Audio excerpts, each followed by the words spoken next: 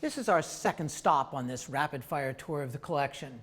This clock was up at the observatory about 1.5 miles from here on Garden Street, and it was set to the apparent position of the stars as they moved in the night sky.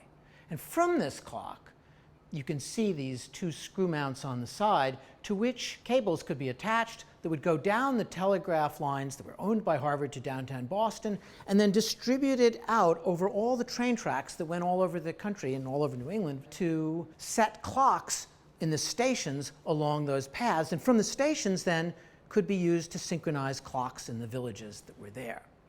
Now, why was it important to synchronize clocks along the stations of the train tracks? It was because many of these trains only had a single track, and trains would go in opposite directions. At a certain time, one would shunt off to the side so the other could pass. If the conductors had wrong times on their watches, they could actually crash and kill people, which in fact happened in the 19th century. So this was a life-saving device.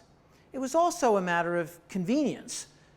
That is to say, if you were in a station, would you use the time of the station, or would you use the time where the train began its trip? So in fact, the first time zones in the United States were set by the train station of origin and would be a time zone 3 feet wide and several thousand miles long. It mattered to coordinate time, and the competition was ferocious to be the university or observatory that would set those times.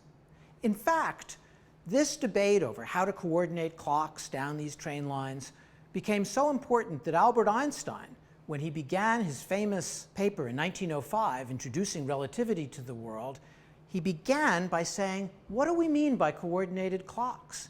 What do we mean when a train arrives in a station in front of me and I say it got here at 7 o'clock? What do I mean if it arrived at a distant station that it arrived at 7 o'clock? How do I coordinate these clocks? And then in introducing the way of synchronizing these clocks, Albert Einstein transformed our modern sense of space, time, and simultaneity.